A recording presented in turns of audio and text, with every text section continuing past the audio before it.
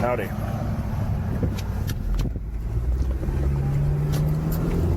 So, the country is deeply divided along these lines.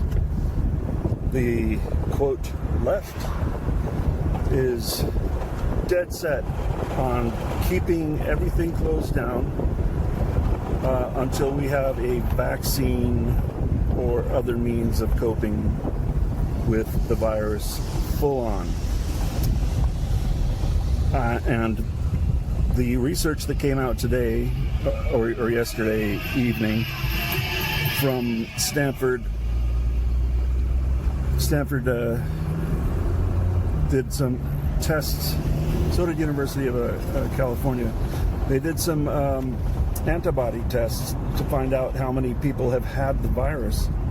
You know, they finally did a random sampling, and they're finding out, like I was saying, that there is a massive percentage of people who have either had the virus or have the virus and never had any symptoms.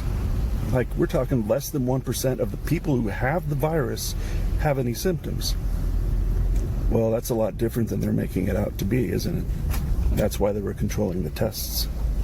So that means that they were intentionally creating fear. And my question to you is, why would they do that?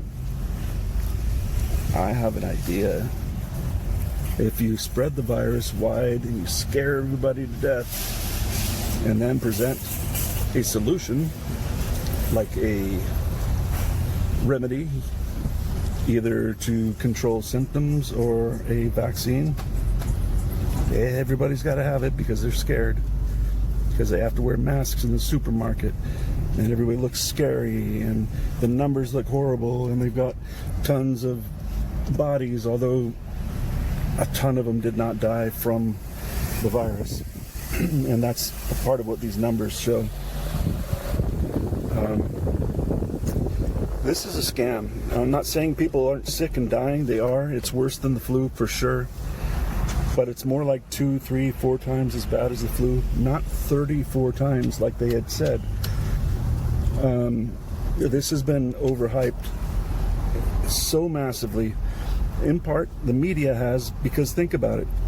Everybody's at home doing nothing. What do they have to cover for the news? They've got to fill an hour. So it's just bang, bang, bang. Coronavirus, coronavirus. It's all they do because there's nothing else to report on. They've got to fill that time slot. So get more stories about coronavirus because there's nothing happening. Nobody's at work. Nobody's doing anything.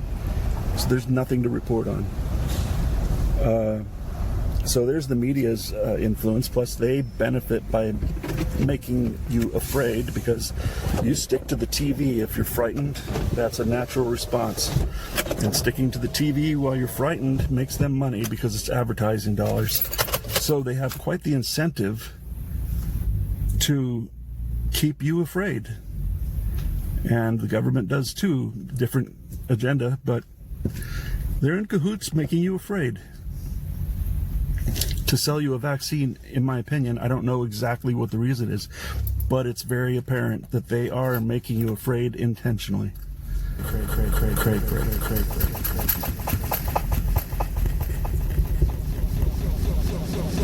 So, let's talk about the other end of the spectrum.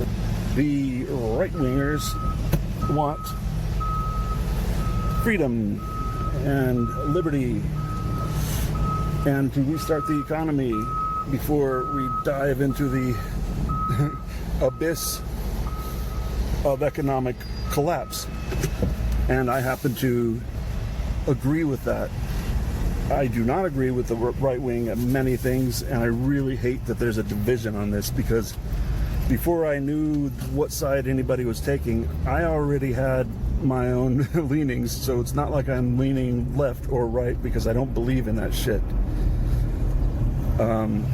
But many people do, and they will not dither from their party lines right now. Not even a little bit. They won't even concede a little bit. The left will not concede that the economy falling apart will absolutely be devastating. It'll kill more people than any virus right now. Well, not than any virus, but this virus. And this virus is, about 1/10 of what they said it would be. Or worse, like 1/34th maybe. It's all over the place. But the right will not falter or will not waver either. It's about, well, we want our freedom and we're going to protest it, and that's that.